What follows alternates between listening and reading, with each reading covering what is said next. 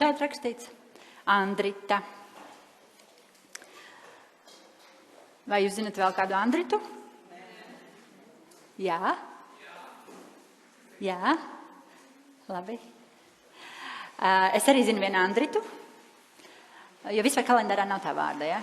Es zinu personīgi vienu Andritu, un es, varbūt tā ievadam ātrējiem par statistikas stulbumu. Stāstiņš.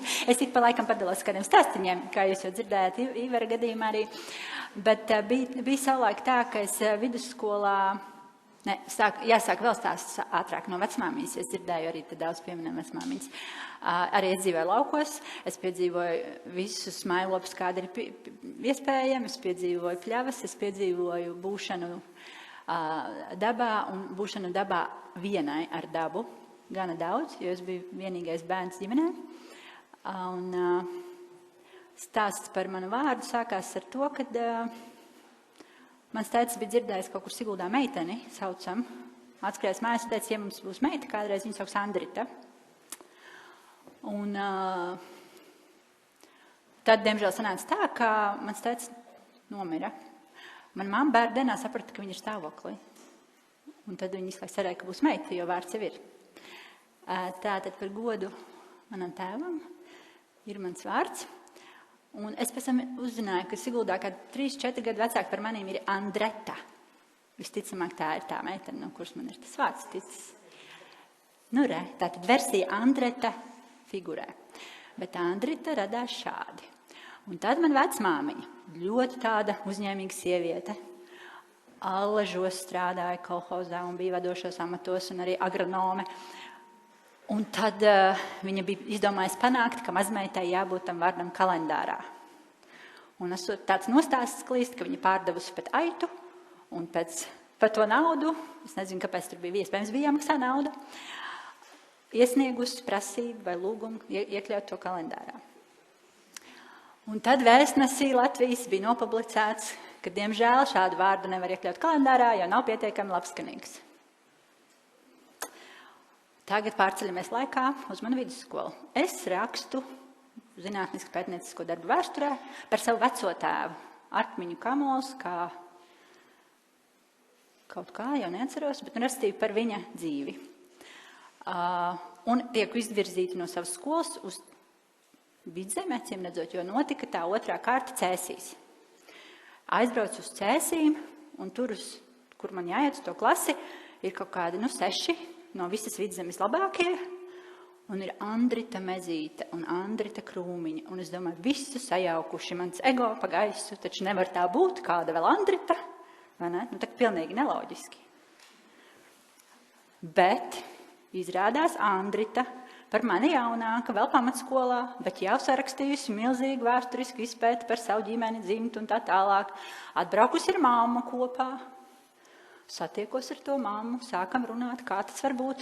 Un viņa saka, viņa lasīs to vēstnesi. Tai vēstnesī rakstīts, atteikts ievietot kalendārā vārdu Andrita, jo nav pietiekami labskanīgs. Bet viņa saka, klau, bet es tā kā esmu Rita. Man vīrs Andris. Mums šis der.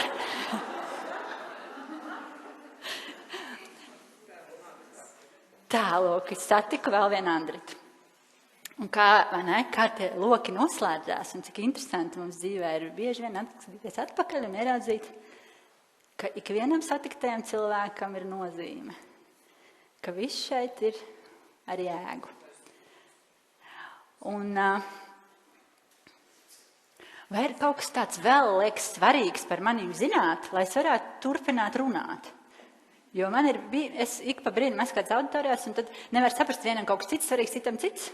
Man bija vadīja lekciju sievietēm, un pēkšņi es runāju, un es redzu, ka kaut kāds dažas trinās nevar nosēdēt. Un es kaut kas Jā, man ir svarīgi zināt, vai tev vispār ir bērni un vīrs. Jums svarīgi to būtu zināt, lai es varu turpināt? Jā, man ir 3 bērni, un man ir vīrs. Nosinājām 11 gadu kāzu jubileju pagājušā gadā. Un vai vajag tā, ka vecums, dzimums arī bērni? Es varu piebilst, ka mans pirmais bērns ir mans vislielākais skolotājs. Tā laikā, kad es studēju maģistratūrā, es biju gaidībās, studēju pedagoģiju, vispārīgo pedagoģiju, kā zinātni. Un, jā, es biju gaidību laikā izlaidumā, biju gaidībās. Un tad sanāca tā, ka viņš ir unikāls, īpašs bērns ar īpašām vajadzībām. Tā laikā tādu diagnozi neviens Latvijā nezināja. Un es pieaugu, ja, savos 24 gados, caur šo pieredzi. Bet atkal, atskatoties, redzu, ka viss notiek tā, kā ir jānotiek, un tie cilvēki manā ceļā, ko es satiku, šobrīd manam dēlam ir 18 gadi. Tā ir vienkārši neatkārtojama unikāla pieredze, kas man bija vajadzīga. Pirms tam es biju tiešām ļoti feministiski noskaņota. Es arī tajā zinātniskajā vidē gāju ar tādu diezgan bravūrīgu attieksmi, par to, ka es visu zinu. Un visu vīriešu daļu tā kā ļoti tā nicīgi pret kaut kādu tādu iekšējas, tāds dumpiniecisks attieksmi bija. Jā, tad es izgāju caur šim un kaut kādā brīdī nonācu kaut kādās iekšējos dialogos par to, ka jā, es esmu, man viss kaut kāds sprauda ordeņas klāt, es esmu māte varone, es esmu kur darbos 3, 2, studēju doktorantūrā, bet iekšā kaut kāds tāds tukšums un nesaprašana un apjukums un sajūta, ka es esmu nomaldījusies kaut kur un ka es pat nezinu kaut kāds elementārs lietas varbūt par sevi un vispār likās, pagaidi tajā kino rādīja, ka tagad tikai sāksies un būs tā skaisti un laimīgi, bet kaut ko man ir apmānījuši, ka tā dzīve man ir apmānījusi, tā sajūta bija. Un skatījos apkārt un redzēju, ka plus mīnus jau visām tāpat apmēram, ja? Un it kā nav vairs kā aizķerties arī, ja? Un tā tam jābūt laikam. Bet tad bija kaut kāds 1, 2 sievietes, ko es netīšām ieraudzīju, satiku un sāku pētīt kaut kā un sapratu, ka bet viņām ir savādāk kaut kas. Viņi zina kaut ko citu, ko es nezinu. Ko man nav pastāstījis mamma vai Omi vai skolā, neviens man nepastāstīja. Kaut kas tur ir, ja? Un es sāku savu tādu pētnieka garu studēt sievieti. Un principā studēt sevi, jo es nebiju laimīga. Man kaut kas tajā likās nepareizi tajā brīdī, kur es esmu. Ja? Un tad man šobrīd sanāk jau kādi, 10, 12, 13 gadi. Man ar laika izjūta ir kā ir. Ja, tāpēc nevēl šitā es saucās varbūt arī laika jautājums. Ja? Man grūti ar tiem gadiem, tāpat arī šeit. Es ceru, ka es tajā stundā iekļaušos, jo parasti šī tēma man ir no starp 3 un 4 stundām. Bet tas ir tas, kā es nonācu līdz tam, kad iet ar savu iekšēju kaut kādu krīzi, ar savu iekšēju nelaimīgumu. Jo es gribēju savādāk, ja? Es negribēju parakstīties šo ilgtermiņā. Tas par mani. Tātad, ja bērni ir, precēs es esmu, izglītība arī kaut kāda ir, vai tas ir gana? Vai vēl kaut kas? Pietiks, ja? Ja kaut kādi jautājumi pēkšņi arī, ja, tad droši nākt klāt prasat un es centīšos atbildēt. Ja es domāju par mums, sievietēm, par šodienas tēmu, sieviete un augi, sieviete un dziedināšana, es nejauši uzgāju šādu vizualizāciju, un man šķiet, īstenībā šo es liktu kā šī projekta plakātu vai tādu, ja? Jo te ir viss tas apkopots ļoti skaisti, ļoti dziļi, ļoti simboliski. Ko jūs ieraugat? Kas jums nāk pirmais prātā, skatoties šo?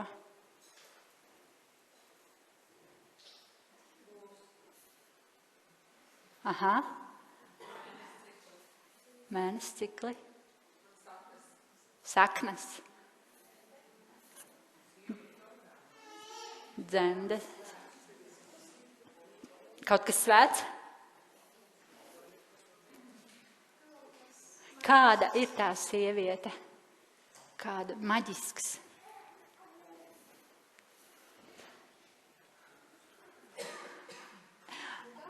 Vai ne? Daudzpusība. Es domāju, ka šī ir tāda bilde, kas varētu būt tiešām arī, mēs varam izsūtīt viņu jums visām e-pastā, un jūs viņu varat pētīt un pastudēt un sajust, un iespējams pēc laika atkal paskatīties un ieraudzīt vēl kaut ko citu.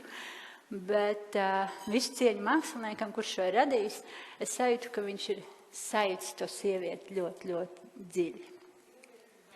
Jā.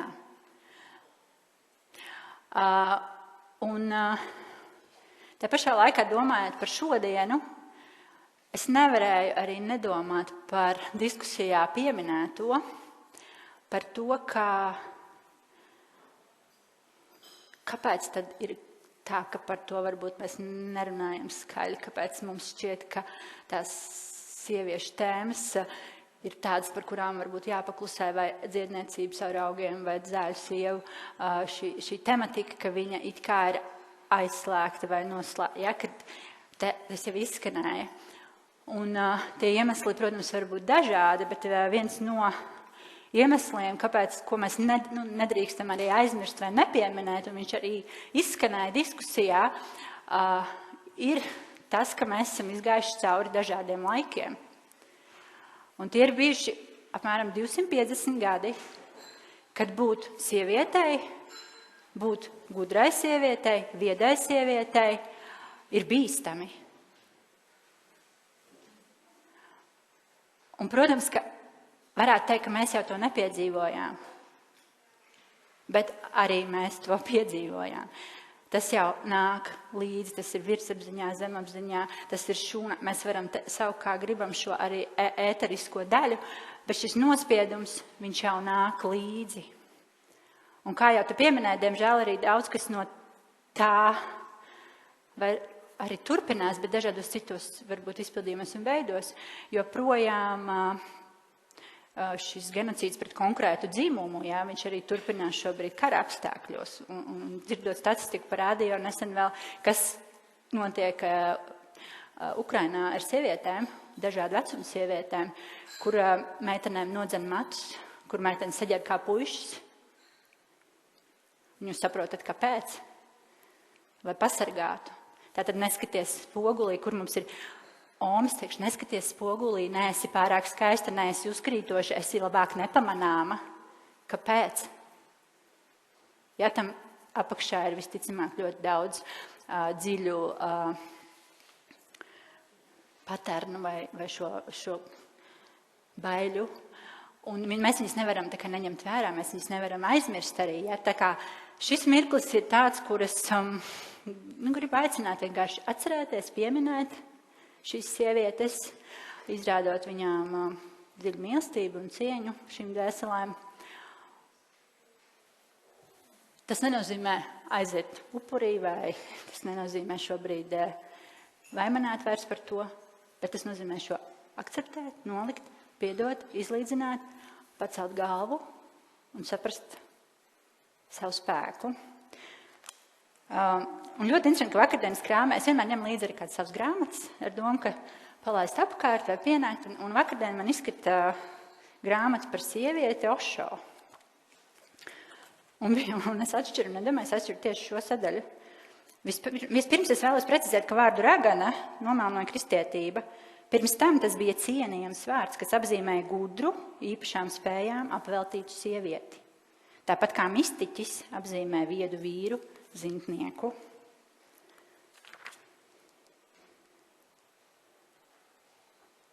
Un kas vēl būtiski, varētu vēl lasīt un lasīt, pašķirstīsiet pašas.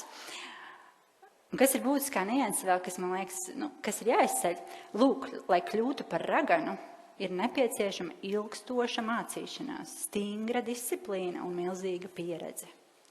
Tādēļ līdz brīdim, kad sieviete kļuva par raganu, jeb zintnieci, viņa jau bija novecojusi.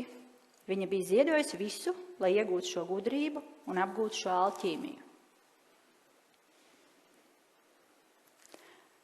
Un tas turpinājums tam, kad tajā brīdī vīriešu pasaule vēl nebija ieguvusi varu, bet šis bija bīstami. Un tāpēc tas milzīgā izrēķināšanās un tā tālāk. Bet ļoti interesanti, kā šis Ošo šo tēmu šeit izvērš un noved līdz galam.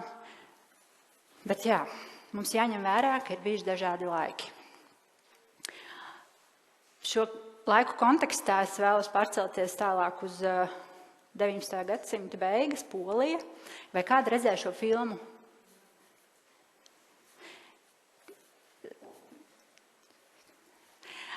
Tās, kuras nav redzējušas, tiešām rekomendēju, bet tas atkal it kā cits laiks, citi akcenti, bet joprojām spilgti iezīmē šīs sievietes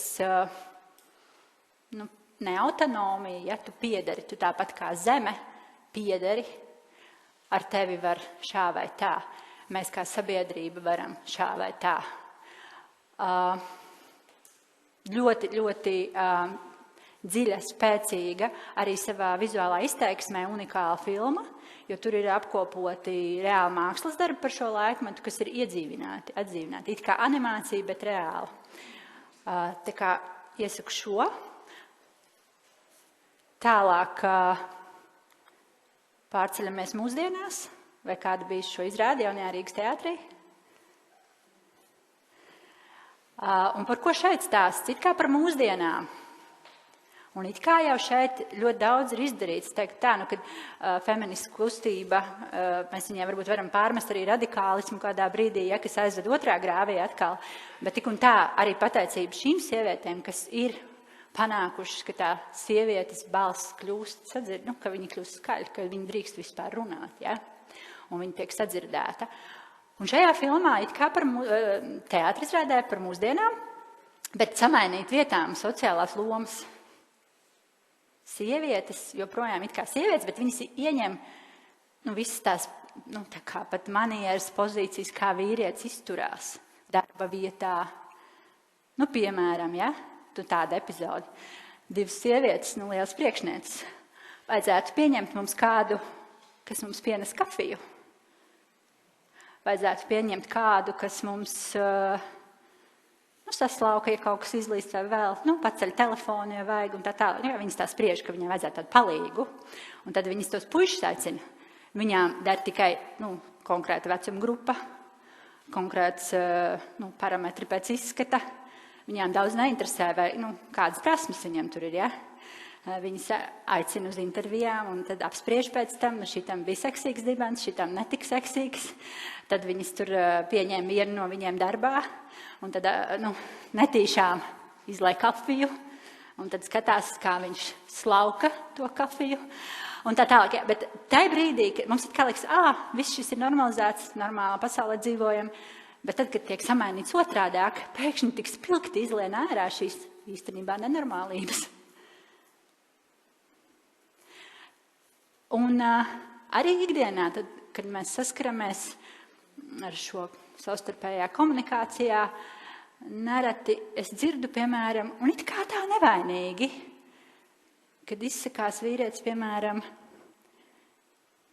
viņš ir uz kaut ko pikts, un tagad, aizstāvēt savas intereses, viņš rakstīs tur iesniegumu, un, piemēram, viņa epitets ir, es neko nerakstīšu, es vienkārši uzzīmēšu.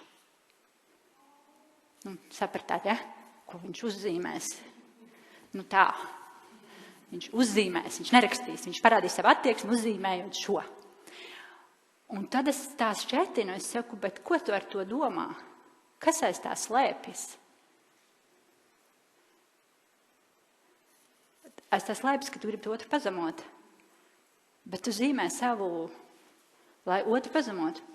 Bet pēc tam tu vēlies, lai sieviete ar tevi vakarā ir, kā tas iet kopā? Un viņš sēž un klusē un skatās uz mani. Tātad tas ir tik dziļi, tas patērns, ja, ka tā mēs te darām, kad mēs nepadomājam, pat ko mēs darām un ko tas nes sev līdzi. Un vienkārši, ja, un mēs arī piedalāmies, principā, kā sievietes, akceptējot šo, mēs piedalāmies, turpinam piedalīties šajā spēlē, ja? Lūk, bet ar to visu tas ir vienkārši tāds mazs ievads par šo, ka ir laiki bijuši vēl trakāki, ka būt sievietei, vienkārši sievietei būt ir bīstami. Ir laiki, kad būt gudrai sievietei ir īpaši bīstami, ja? Tātad,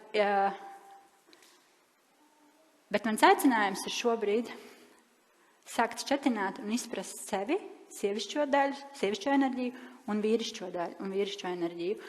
Jo atbilde ir harmonijā, atbilde ir dabā, atbilde ir izpratnē, atbildē ir vienam otra atšķirības pieņemšanā. Ja mēs skatāmies simbolos, kultūra vēsturē, es vidusskolā, man bija brīnišķīgs kultūra vēstures skolotājs, un viņš man rādīja 2 līnijas. Šis tāds 2 līnijas. Un es toreiz tā skatījos, domāju, nu labi, jā. Bet pēc tam es saprotu, ka no šī bija galvenā mācība īstenībā, kas man bija jāzina. Bet tā bija tāda vienkārši maza atkāpe, ja, tajā brīdī. Un no šīm 2 līnijām īstenībā izriet visa pasaules kārtība. Ja es tik vien zinātu un saprastu un nojaustu, kā, kas, kāpēc. Un tālāk, tad, kad savienoju šīs 2 līnijas, tad pāris veido dinamiku, pāris ļauj iet uz priekšu, radīt, ja tas ir šajā veselīgajā, harmoniskajā veidā. Visi zina šo te droši vien, ir redzējuši šo zīmi.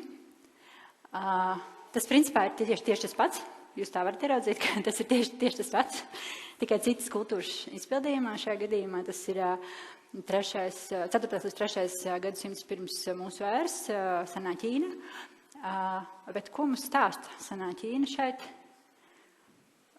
Kas tur ir? Kas ir melnais, kas ir baltais? 2 enerģijas. Sievišķais, vīrišķais ir. Es zinu, ka tiešām 15 gadus atpakaļ šī bija ļoti populāra zīme. Viņu pat drukāja un nēsāja un bija tāds trendīgs. Ja, tas mārketingā ielaistu tā zīme. Tagad viņi tā kā bišķi piekušus. Bet jā, klasikā viņi saka vīrišķais, sievišķais. Kā jūs domājat, kurš ir kurš? Ja jābalso uz balsošanu. Baltā sieviete. Kurš vēl balso par to, ka baltā ir sieviete? Šitā auditorija ir tāda, es teiktu, puses, vismaz tā. Bet pārsvarā, kad es par to runāju, tad 90% ir, ka viennozīmīgi baltā ir sieviete, jo savādāk tas nevar būt. Mēs taču, tur tā doma, ja? Mums tik dziļi kaut kā iekšā šis doma, ka tā baltā ir sieviete. Vai ne? Un tik daudz mums it kā tad priekšā teikt, bet izrādās, ka nē. Izrādās, ka reiz tumšā, mistiskā, mītiskā, nezināmā ir tā mēnesi daļa ir sievietes enerģija. Restīvi mēnesis nes sievieti. Un paskatāmies, ja mēs šķetinam tālāk, ļoti brīnišķīga grāmata, ko es iesaku. Lielo patiesību meklējumu, kas runā par šiem pretmetiem, par šīm 2 enerģijām. Edgars Imants Siliņš. Viņš arī šo zīmi tur ir ļoti dziļi preparējis no visiem skatpunktiem. Tur iekšā ir viss, izrādās gan algebra, gan ģeometrija, gan astroloģija, astronomija. Tur ir saules kalendārs, visu īstenībā tā zīmē var dabūt. Tātad atkal stāsts par to, ka šie 2 pretmeti veido visu lietu kārtību šeit. Un, jā, es varbūt arī varu palaist apkārt un pašķirst. Un te tiek šķetināts 2 šīs enerģijas, un tas, tur varētu turpināt šo sarakstu, bet tas, tā populārākā lieta, ko runā, ir, pajūtat, kāds izklausās plus un mīnus, dienvidpols, ziemeļpols, diena, nakts, aktivitāte, miers, realitāte, sapņi. Kā jums izklausās sapņi? Vai ne? Šaubas. Jo redz, cik interesanti, ka mēs skatāmies uz to melno pusi, tā mūsu sistēma, izglītības sistēma, dzīvošanas sistēma, ko mēs varam teikt, principā šodienas tā realitāte ir uz to gaišo, ka tas ir tas labais. Ja tu būsi kur pārliecināts, tev būs 10 skolā, ja tu zināsi visu, ja tu būsi aktīvs, tās ir tās īpašības īstenībā, ko mēs atzīstam, un kas tiek algotas ar labiem, atzinīgiem vārdiem. Bet tik viens jau no mums vēlas būt labs pareizi. Tātad mēs tā kā, protams, ka esam gatavas atzinības vārdā pievilkties arī tur. Jā, katrā no mums, jūs redzētu to iņaņu, katrā no mums ir arī daļa no tā otra, bet tas nav pelēks vienkārši sajaukums. Tam ir striktas šīs sadalījums, vai ne? Un ir kaut kāda konkrēta proporcija. Tātad jautājums tajā brīdī, kad mēs pastamies uz tumšo pusi, vai mēs no šodienas varam pieņemt, ka šis ir ok, ka šis ir labi, ka viņi ir vienlīdz labi, viņi abi divi ir svarīgi un abi divi ir vajadzīgi. Un tad, kad jūs šaubāties, es esmu sieviete. Vai tad, kad mazā meitiņa jūs šaubās par kaut ko, cik labi? Esi ar savām šaubām. Vai tad, kad aizsapņojās, turpmāk jūs sakat, cik skaisti, kā es te dzirdēju par to, cik skaisti. Nevis, ko tu sapņo, beidz sapņot, ko aizsapņojies kārtējo reizi. Ja? Viss šīs piezīmes, tās jau nāk no mums pašām. Bieži vien. Sarunāts? Nu, pamēģinam. Es nesaku, ka tā ir vienīgā patiesība, es saku, pamēģinam. Varbūt ir arī šādi. Es aizbraucu, ik pa laikam braucu uz Goa, uz Indiju, un tur man pretīm bija šī tāda saule skaista. Nevēl ir arī saules dievs Rā. Ja? Šī saules enerģija, vai mēs varētu turpmāk paskatīties, ka iespējams saules enerģija ir vīrišķa. Un paskatīties uz viņu ar lielu respektu un cieņu un mīlestību. Un turpmāk uz to mēnesi paskatīties un tiešām viņu dziļi papētīt kā savējo. Kas ar viņu notiek? Tas, ka mēs vairāk runājam par sauli, atkal šeit tas tā mums ir pierasts, mēs sildinam sauli, bet padomājam arī par mēnesi. Un izrādās arī, es tagad domāju, jā, mums ir bišķi tur tāda iekšējā, varbūt iekšējais kāzus vai dilema ar šo verbālo izpildījumu, ka mums ir vienkārši sieviešu dzimtē saule un vīriešu dzimtē mēnesis, ja, un tas mums neļauj varbūt šo ieraudzīt. Bet es atradu arī vārdu mēnesnīca. Mēnesnīca māmuliņa skaita savas zvaigžņu meitas. Arī var būt versija, ja, tā kā paskatāmies uz šo. Varbūt arī šādi.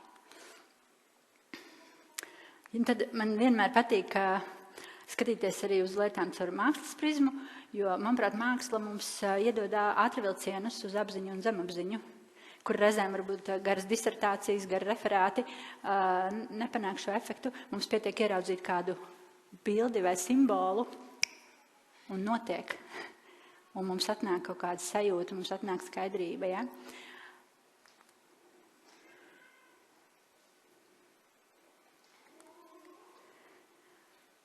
Kas ir šī sieviete, ko es teicu sākumā jau daba sievietes veselībai, bet varbūt sieviete dabai. Vēl viena man mīļa grāmata, Andrē Van Līsbets, Tantra sievišķā vara. Tas ir citāts no šīs grāmatas. Un šo citātus arī reizēm aicinu sievietes vienkārši izdrukāt sev un nesāt līdz blociņā vai piesrots pie leduskapja un lasīt tik ilgi, kamēr atnāk tā iekšējā pārliecība, atnāk šī sajūta par to, ka es esmu vērtīga tikai tāpēc jau vien, ka es esmu sieviete. Ja?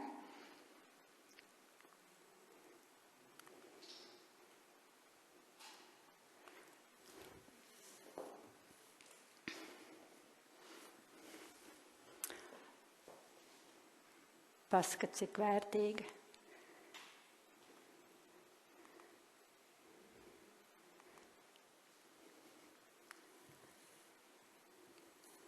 Šī bilde īpaši tām, kas zīda šobrīd, es redzēju divus mazulīšus.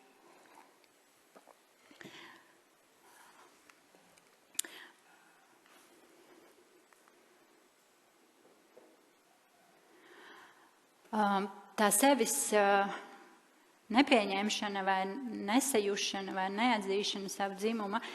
Šos, jau 12 gadus tiekoties ar sievietēm, es sajūtu arī, ka tas ir tik dziļi, ka nevar īsti paskatīties sevim spogulī, nenoģīpstot. Ja? Arī tā, un tas tiešām tā ir realitāte mūsdienu. Kādēļ var šķist tā, kas pa muļķībām. Bet gana daudz sievietes tiešām pat nevar ieskatīties nevarētu paņemt savu spogu un apstīties uz sevi. Mums nav īsti arī vārda. Man 3. bērns ir meitiņa. Aizejot uz sonogrāfiju, kurā varēja pirmoreiz redzēt dzimumu, ginekoloģi saka, kaunama lūpas. Es tā, nopietni? Par ko mums te jākaunās? Kas tas par terminu? No kurienes, kāpēc? Un viņa pēkšņi sarāvās, viņa saka, jā, es nepadomāju. Nu labi, kafijas pupiņa. Jau labāk, bet tāpat man ļoti gribētos, ka mums būtu tāds, patiesi īsts vārds, ar kuru mēs varam. Inesē versija mīļumlūpas. Mīļumlūpas. Vai ne? Un atkal stāsts, nerātnēs dēnās ir, bet cik mums ir tie vārdi apauguši ar to nicinājumu, mūsdienu interpretācijā, diemžēl, viņi nenes vairs to, kas, varbūt iepriekš viņas bija, kāda pīzde man. Šodien tas, diemžēl, vairs neizskan, jo viņš ir apaudzis ar šo uzslāņojumu, negatīvo, diemžēl.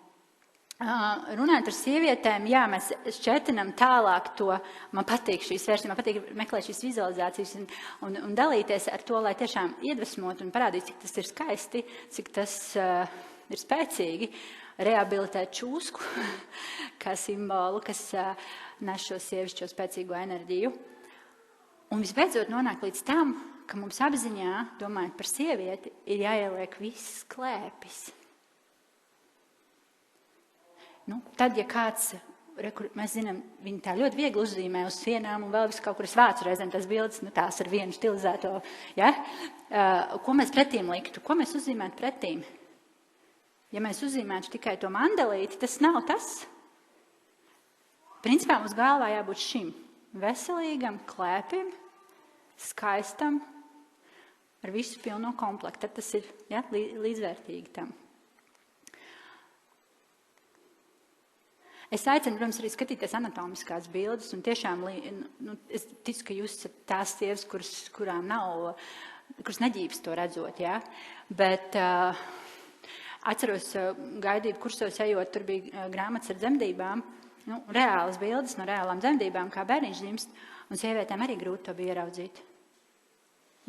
Jo tas likās kaut kas tāds, tās sejas, tu redzēji tās sejas, kā viņas skatās uz to. Un tā tam nevajadzētu būt. Tad kaut kas tajā kal. Tāpēc aicinu skatīties tik ilgi, kamēr ir augt. Paskat, kāda man tur tā mīļuma lūpi, un kāda man tur, un kāda man šur. Un tad domāt, atrast tās arī reālās anatomiskās bildes un pētīt tik ilgi un skatīties un redzēt, cik skaisti. Cik tas ir skaisti. Vai, piemēram, domājieties versiju gaida meitiņu, un tā pirmā sēdziņa tāda. Šis ir no Meksikas bilde. Ka mēs tā sagaidām meitenīti, Ar tādu mīlestību un cieņu pret to, kas tur nāk pie mums. Šī ar, man liekas, ir ļoti spēcīga vizualizācija ar savu vēstījumu. Karen Milēna, tad man pēdējā laika arī tāda īpaši tuvu māksliniece, es sekoju viņai, man patīk viņas tā izjūta par sievieti un kā viņu atspoguļo mākslā. Mēs, protams, varētu iet arī tantriskajā, tā grāmata, ko es palaidu apkārt jums, kas ir vēl cits līmenis, bet šodien mēs varbūt tik daudz par to ne. Bet saglabāt šito bildi pie sevīm atkal, tajā savā apziņā un sajūtā par sevi. Tāpat laikā, lai mēs pievērstos, padziļināt sievietē un saprast to viņas būtību, mums ir jāskatās mēnesis un mums ir jāskatās sieviete. Un sievietei, kā mēs zinām, reproduktīvā vecumā ir šis mēnesis cikls. Ko tas nozīmē? Nevelti tās dienas ir cik? Klasikā 28. Vai mēnesis cikls gadījumā arī nav tikpat? Vai ne? Kaut kā vairāk, kā tā var sakrist, vai ne? Bet liela daļa sabiedrības, tostarp es līdz kaut kādam noteiktam vecumam dzīvoju tajā izpratnē par sievietes ciklu, ka tas ir 2, 3, 4 dienas mēnešreižu vai, labi, citai 7, bet ka cikls ir mēnešreižu laiks. Asiņainais laiks. Tas ir, es dzīvoju tādā izpratnē, līdzīgāk, ka es varētu atkal pastāstīt kādu pastāstu, kur cilvēks dzīvo dziļos laukos, nekad arī nav līdz šim ticis līdz Rīgai, un viņi ciemā daudz tur tādi, kas neko nezin, bet ir kaut kur dziļās dzirdējuši, ka ir tur teātri, ka tur tagad ir, ko jaunajā Rīgas teātrī jaunā zāle atjaunota, un viņi tagad beidzot viena no ciema deliģē braukt uz Rīgu, skatīties to teātri, lai zina, kas tas ir. Un tad, lai atbrauks mājās un pastāstīs. Viņš tagad godam, kā sūtnis brauc uz Rīgu, ir laicīgi, un šis ir kā reiz jaunā Rīgas teātrī jaunā zāle. Viņš sēž, apsēžās, laicīgi viens pats skatās, un lēnām sanāk publika, visi skatās uz tiem aizkariem. Tad atverās aizkari, 1,5 stundu, plus mīnus, ir vienkārši tukšums, tukšs skatuve. Aizrās aizkari, visi aplaudē, viņš brauc mājās, visi brauc mājās. Viņš aizbrauc un viņš, kas tad ir teātris? Viņš atbild, aizkari. Sarkani aizkari ir teātris. Tātad lielākā daļa sabiedrības mēs dzīvojam izpratnē par sievieti un sievietes ciklu, šādi apmēram. Ja? Bet viss tas teātris, viss tā izrāda īstenībā ir pa vidu. Šie aizkari, tas ir tikai cikla sākums un nobeigums, principā tas ir 2 vienā. Kā mēs zinām, visa sākums ir kaut kā beigas un otrādāk. Tātad tas ir tikai maza daļa. Un ja mēs dzīvojam tādā izpratnē par šo, tad mēs īstenībā neko nezinām par teātri. Un mēs neko nezinām par sievieti. Tātad viss būtiskais ir pa vidu. Uzreiz jums saku, šeit sāktos manas lekcijas galvenā daļa, kas ir parasti uz kādām 2 stundām. Bet sapratu, ka šodien es tā nedarīšu. Šodien es vienkārši nolasīšu vienu gabaliņu, kas man savulaik atnāca domājot par šo. Un tad, kad redaktors izlasīja, viņš teica, vai cik skaists dabas tēlojums. Es teicu, labi, pie tā arī paliksim. Bet ieklausamies. Gada laiku mūzikls. Viņām ir 4 gada laiki, noslēpums vien kā tie mainās. Publika neko nespratīs, tev tas būs jāizdzīvo ainās. Ik pavasaris nāk ar lielo izlaušanos, kad ledus upēs ieveidas un viņa līdzi tam. Ar paliem sārtas upes tek un iepriekš sadzīvotais līdzi tām. Un tad nāk tīrais pirms pumpuru miers, kad prāts ir skaidrs, domas brīvas. Ar pirmiem tauriņiem sāk krāsas atlidot, un viņa seja mirdzēt sāk. Tik viena dziesma prātā viņai skan. Es metīņi kā rozīt, kā sarkana zemenīt, pienu ēda, pienu dzēra, pienā muti nomazgāja. Pienā savas vieglas dienas, kā klimpiņas peldināja, tralalā, tralalā, tralalā. Kad viņā baltie ziedi plaukst, līst auglīgs lietus visu garu dienu. Ir jaušams līgo mistērijas tuvums, un jāņtārpiņi posties sāk. Tā viena nakts tik gadā tāda, kad skaists ir viss, un gaiss ir salds. Deg jāņgunas visas reizē, un miljons naktstāureņi skrien uz viņu. Tad augļu raisīšanās darbi nāk, un viss, kas sēts, drīz ienāksies. Vēl atvasaras saule silda, un sava klēpja pagrabus tā pilda. Tais dzeštros smiglas rītos zēras aizlido, un lielie sapņi līdzi tām. Kad vēji kokiem lapas plēš, viņa raud, un viņai līdzi raud mākoņi. Tad kaulainā viņa ārdās un kliedz, nenāciet klāt, man rudenī, rudenī man jābūt vienai. Pēc sali ieskauj lauku skailus, un skumji domu sniegi sniega. Visapkārt klusums dziļš un salds, un visas sulas tek uz iekšu. Tā pieņemošā pazemībā visi gaida, kad ledus upēs ievēdēsies un bērzu sulas tecēt sāks. Te katru mēnesi viņa visu gadu izdzīvo. Bet ir jau arī tādi gadi, kad augusts iestiepjas līdz mājām.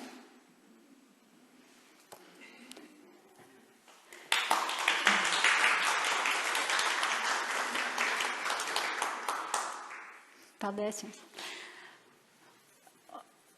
Un jā, mēs varam teikt, kas tad tās pa pļāpām, kāpēc par to vispār runāt un tā tālāk, ja? Atkal kaut kāda tabū tēma, šitas ir tā, ja? Bet, kur arī kaut vai viens sievietes vienkārši netiešām Facebookā uzgājas, izbildēja, uztaisīja printskrieniņu, tikai tāpēc, lai saglabātu, un es pilnīgi viņiem piekrītu. Kāpēc? Tā ir tik būtiska sastāvdaļa. Ja jūs šito nesapratīsiet, ja jūs paši sievietes nesapratīsiet, jūs jau arī nepratīsiet aiznest to ziņu sabiedrībai, savam vīrietim. Es vispār gribētu, ka literatūrā, mākslā un tā ka mēs arvien vairāk šim pieskaramies. Vai vispār filmās, jūs iedomājaties, reāla filma par attiecībām. Tā taču ir tik būtiska dimensija, kurā cikla posmā viņi ir. Ja mēs varētu pielikt apakšā, kur subtitri un apakšā, kurā cikla posmā viņi ir, vai ne? Tas būtu kaut kas, tas būtu nākamais līmenis saprašanā šī stāsta. Tā runā, ka agrāk, kad sievietes dzīvoja tiešām saskaņā ar dabas cikliem, ka visām viņām ovulācija bija pilnmēnesī. Tā runā. Un konkurence savā starpā nebija, sievietes nav radītas konkurencei. Tad, kad viņas ir nosinhronizējušās. Jūs iespējams arī kādreiz atceraties tā, ka, kopmītnēs dzīvojot vai vienas ģimenes ietveros, kad sāk runāt par šo, man ja? Saskaņojās. Un tā ir tāda, tas tā vienkārši dabā notiek. Un iedomājieties, ja mums visām tā būtu, tas nozīmē, ka visas būtu. Un vēl iedomājieties to mēnesi jaudu, kas nāk. Un šeit Zeltīte pieminēja, ka mēs lauksaimniecībā sekojam mēnesim, ka tā būtu tā labā praksa, un mēs dabūtu pievienoto vērtību un lielo jaudu un nedarīt lietas tad, kad nevajag darīt. Tas pats par sievieti. Ja mēs saprastu, kā mums būt, un saprastu šo, ka mēs esam mēnesi būtnes, mēs nedarītu lietas tad, kad mums nevajag darīt, un darīt tad, kad vajag darīt. Ļoti brīnišķīgi atkal šī vizualizācija mākslā, tas pats, tā pati bilde, ja, bet jau ar šo sievieti, ar viņas noskaņojumiem, ar mēnesi. Cikla laikā, principā, mēs varam teikt, ka sieviete piedzīvo piedzimšanu un nāvi. Viņa nomainās, viņa ir cita. Un, principā, katru ciklu jauno nākamo uz ovulācijas laiku vīrietim ir jānāk un atkal sevi jāpierāda. Un jāiepazīstina, vai šīs manas kvalitātes tev derēs. Šomēnes arī. Jo viņa ir pilnīgi cita. Mēs varam to ieraudzīt, caur šo gada laiku, spēli arī. Mēs varam runāt ar bērniem šādi, caur gada laiku tēmu. Bet runāt jau tagad. Starp citu par tiem terminiem. Mums atnācis ar vienā brīdī ar sievietēm bija kunda. Ko jūs sakat? Tas ir arī no šīs kundalīna enerģijas, bet zinu, ka ir centauts, varbūt Ieva zina kaut ko par vārdu kunda arī pateikt. Neesi dzirdējusi, ka ir tautas, kurām tas arī to apzīmē, bet tad ar domu, ka tiešām visu šo klēpi. Bet arī klēpis, man liekas, ka viņš ir gana noniecināts vārds, mums aizmirsts, bet klēpis ir ļoti, viņš ir, mums jālieto šis vārds vairāk. Piena muižas pusē esot kundu pilskalns. Kundu akatas vēl. Tur esot teika par to, ka jaunavas bēgdamas no iebrucējiem salikuši viss akacī un izlīduši pēc tam pa otru gadu dzīves ārā. Ja, tur tas vērts kaut kā arī iespējams, nes mums jābrauc ekspedīcijā uz Pilskām. Lūk, ja mēs saliekam kopā mēnesis, gada laiki, dzemdes notikumi, mēs esam daba, mēs esam šī dabas daļa. Apmēram šādi tas izskatās, tad, kad mēs to izsakām hormonu valodā. Kā jums tā bilde? Vai ne? Un es atceros īstenībā kaut kādu laiku atpakaļ, tas bija reāli, nezinu, manā feminismu uzplaukumā. Tie bija tādi agrie studiju gadi, es pārvietojos Rīgas Sigulda ar stopiem. Un viens vīrietis, kurš bija kāds 15 gadus pa mani vecāks, vienā reizē mēs sākam šīs visas cēmas cilāt, un viņš man tā, izprovocē kaut kur ar to savu. Un viņš saka, paga. Viņš saka, jums sievietēm jau pašām par sevīm tā dzīve ir komplicētāka, sarežģītāka. Viņš saka, es tikai tur varu pastāvēt un paskatīties un būt tev atbalsts. Un kā viņš jau tāpēc, viņš saka, jūs kā virves dejotājs pāri aizāmējat. Un viņš saka, es varu tikai izņemt smagumu no rokām, lai jums vieglāk par to savā būt sievišķībā. Un man tas likās, tik skaisti, bet es to vēl nesapratu. It kā skaisti, bet es nesapratu. Bet te pašā laikā, ja mēs spētu tā paskatīties uz šo, un jautājums, ko mēs varam tiešām sievietei, pirmkārt, atbalstot, ka tas ir ok, tas ir normāli, tā esi tu. Tev nav jāizliekas par šo, jo vai neko mums sabiedrība sagaida, un mēs arī cenšamies, mēs slēpjam visu šo, ka tik neviens nepamanītu, jo tas nav labais tonis, ka kāds varētu pamanīt, ka man ir kaut kā šā vai tā. Man taču ir jābūt vienmēr formā. Un tās ir, par šito nerunā skaļi, ne? Un tad arī tās reklāmas, protams, vēl, ja? Ja tu ieliksi šo jauno, moderno librasi, neviens nepamanīs, velc baltās bikses un duj. Pareizi. Bet īstenībā, ja mēs skatāmies, šis tiešām ir laiks, kad iet sevī. Un šis nav laiks īstenībā, kad iet ārā publikā. Jo izrādās, ka tas arī ir laiks, kad sievietē ir viszemākā imunitāte. Latviskā dzīvesziņā saka, nestrādā ar vīriešu darbarīkiem tajā laikā. Kāpēc? Visticamāk, tāpēc, ka smags darbs. Ka tev ir jābūt resursā un īstenībā tā sieviete ir jābūt veselai. Mums tevi vajag veselu, stipru, spēcīgu. Tā tad pasaudzē sevi šajā laikā, ja, kas ir cikla sākums. Bet ko mums piedāvā? Viens, kad mums izaicina būt vienmēr formā, ja? Tātad, un mēs esam gatavi visu, ko izdarīt. Industrija mums piedāvā visādus palīglīdzekļus būt vienmēr formā, pareizi. Iedarēties procesos, neizkrist. Jautājums vēl, kādu atbalstu mums piedāvā, bet par to uz priekšu vēl. Atkal māksla. Vai jūs varat ieraudzīt, ka šī glezna īstenībā ir šis pats? Viens un tas pats. Un tā grāmatiņa, ko es palaidu jums apkārt, lielo patiesību meklējumu, Edgars Siliņš tieši šo gleznu arī ļoti smalki ir interpretējis un tieši šos aspektus parādījis atkal. Tātad es nekad neesmu vienāda, rēķinies ar šo. Un izrādās instinkta līmenī, tev tieši to vajag. Tev īstenībā vajag katru dienu citu. Un ja man ir šis skaistais cikls, īstenībā es tev varu piedāvāt, ka es esmu katru dienu cita. Mēnesis taču arī nekad nav vienāds. Viņš ir mazliet padilis vai mazliet pieaudzis. Un savukārt man vajag šo stabilo kubu.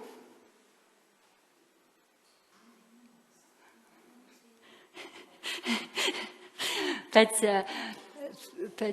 Inesītes lūguma labi. Man ir viens mazs gabaliņš saucās Picasso. Man tik ļoti patīk vērot, kā tu tik graciozi un viegli balansēt uz savas bumbas proti. Bet man tik ļoti svarīgi ir redzēt, cik pārliecinoši tu uz savu kubu sēdi. Tu savā maigumā mani iedvesmo. Tu savā nemainībā mieru dod. Esi mana lode, es būšu tavs kups. Es būšu tava lode, ja vien tu esi mans kups. Es baudu, kā tava riņķa līnija ar vien tik maigi pieskars man. Es augstu tava kubisma vēl un vēl.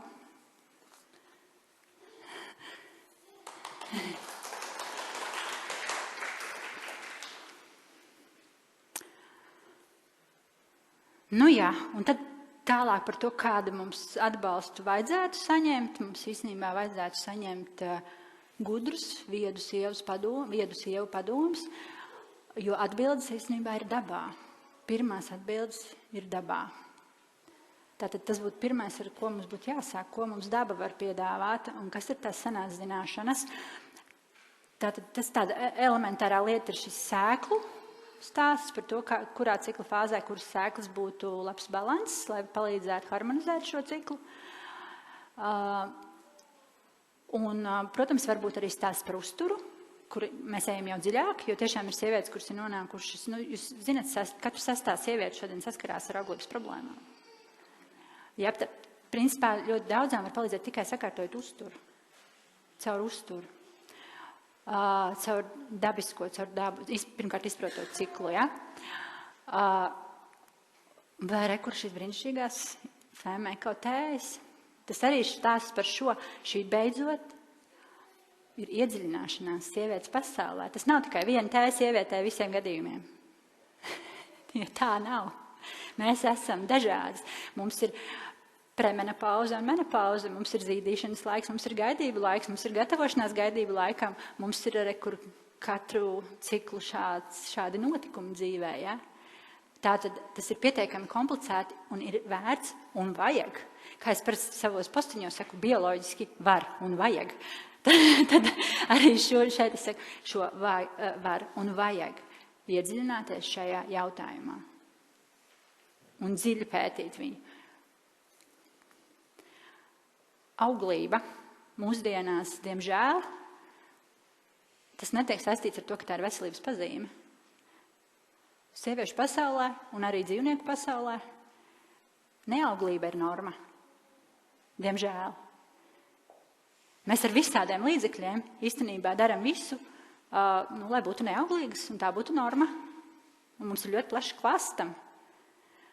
Bet īstenībā auglība ir veselības pazīme. Ja mēs spējam šo tā ieraudzīt, saprast, ka es esmu vesela īstenībā tikai tad, ja es esmu auglīga. Vai tiecos uz to. Jo, protams, var būt dažādi iemesli, kāpēc jau ir kaut kas, ko nevar atgriezt.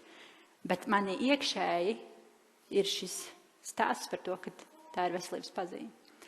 Un atkal, kāpēc ir sanācis tā, ka viss šī kontracepcijas stāsts ir uz sievietes pleciem, neskatoties to, ka sievietes sistēma ir tik sarežģīta. Un sieviete īstenībā ir auglīga tikai 4% no visa sava laika. Bet viņai ir jāiznes šis. Izrādās pirmā hormonāla kontracepcija bija radīta vīriešiem, bet tas bija pārāk lielas blaknes, nevarot.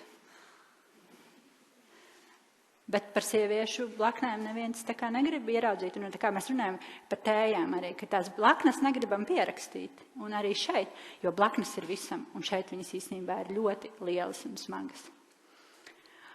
Ja mēs paskatāmies uz šo bildi, tad tā ir tā sistēma, kurā mēs šobrīd dzīvojam. Un mans aicinājums ir paskatīties sieviete, dzemde, zeme, auglība, augsne, ka tas ir viens un tas pats. Šodien lāsma pēc tam turpinās. Kā mēs runājam par augsnēm savām, kāda ir augšņu karta, kāda ir situācija pasaulē ar augšņu auglību un kā tiek runāts. Es nesen dzirdēju augsnes, kā reiz speciāls runā, augsnes visā pasaulē ir degradētas, erodētas, kāda vēl atslēgas vārdi, totāli izmantotas, tā kā galēji izmantotas. Kāda epiteti par augsni? Un padomājam par sievieti šajā kontekstā, ja? Es negribu varbūt tik skarbus vārdus teikt, ja? Bet tajā ir daļa patiesības. Kā mēs izturamies pret augsni, tā mēs izturamies pret sievieti. Un šeit ir sieviete nonākusi tāda konvencionālā sistēmā, medicīnas sistēmā, konvencionālā pretpaugļošanas sistēmā, ko viņai piedāvā aiziet pie ārsta, ja? Normāli ginekologi, kāds tev pirmais jautājums, ko tu lieto? Un ja tu nelietot, tas neesi normāli. Vai ne? Tā ir norma, tas ir normalizēts kaut ko lietot. Vai nu tev ir spirāli šāda vai tāda hormona, ja tas ir normāli. Bet ko tas nozīmē? Principā mēs nonākam situācijā, kad auglība nav norma. Tas ir tāds tukšs resurs, un tad mēs mākslīgi no malas tad pievedīsim tev minerālu mēslus, ja? Uzbūstosim tavu auglību. Jo kad tad tu tā kā izrēķināji, ka tev der tagad, nezinu, izdarīju šo un šo, un tagad rītdien, tad es gribu būt stāvoklī, tad izrakstiet man tagad tos preparātus, kas pacels manu auglību. Pievediet tos minerālu mēslus, šos un tos, jo es tagad gribu te izaudzēt kaut ko. Ja, bet pēc būtības šeit jau ar šādu saimniekošanu un attieksmes veidu pats par sevīm šis resurss jau ir piesmiedz, piedodiet par šo izteicienu. Bet var arī savādāk. Var atnākt un lēnā garā atkal iekopt šo, cienīt, mīlēt. Es klausos, man ik pa brīdim sanāk būt dažādos zemkopju sajietos, kā vīrieši runā par to zemi. Vai viņi runā tā, tu man piedari un es tevi aršu. Tu esi mans resurss vienkārši. Tā.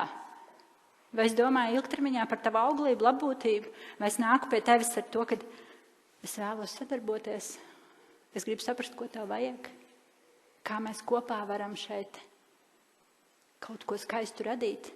Es nāku ar savu vertikāli pie tavas horizontālas. Un ziniet, kas ir interesanti, paliek labāk. Vismaz es klausos tagad to bioloģisko lauksaimnieku kungu, kur ir izmācījušies gana daudz jau par augsnes auglību dažādus kursus. Tā viņu izteicieni paliek ar vien skaistāki. Jūs saprotat, tā, ka viņi runā par to savu augsņu saimniecību, es taču to dzirdu, ka viņi runā par sievieti. Ja?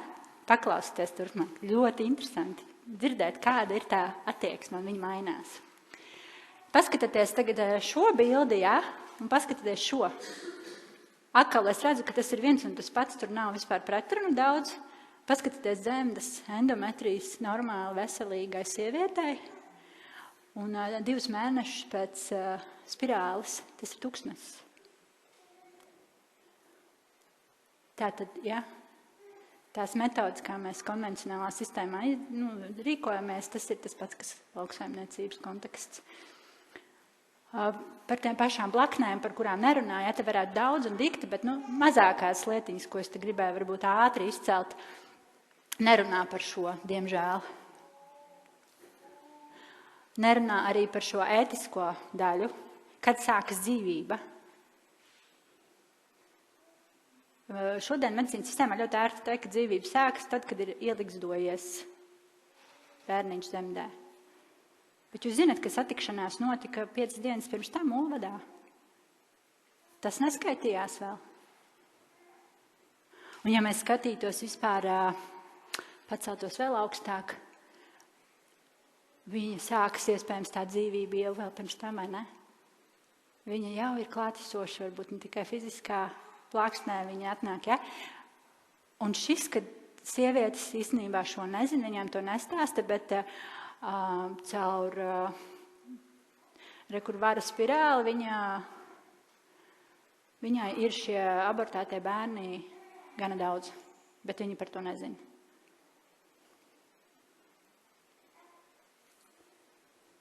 Bet atkal, ko mums ir ērti definēt, ka dzīvība sākas tikai tad. Bija vēl laika, kad dzīvība teica, ka sākās tikai tā, ka piedzima un pirmais brēciens bija. To laikam mēs vairs tā neteiksim, ja? Tik tā mēs esam tikuši, ka to vismaz mēs nezinām, jo mēs tikai pieņemam, ka kaut kas kustās, tad ir dzīvs, ja? Šis ir tāds, es atvainojos, speciālisti, bet no otras puses es tiešām nevaru arī par šo nerunāt. Bērnu slimnīcas bērnu fonda mājaslapā rekomendācijas un stāsts par to, kas ir droši un kas nav droši. Tas ir pusaugu meitenēm tiek rekomendēts, kā numur 1 ir hormonāla kontracepcija.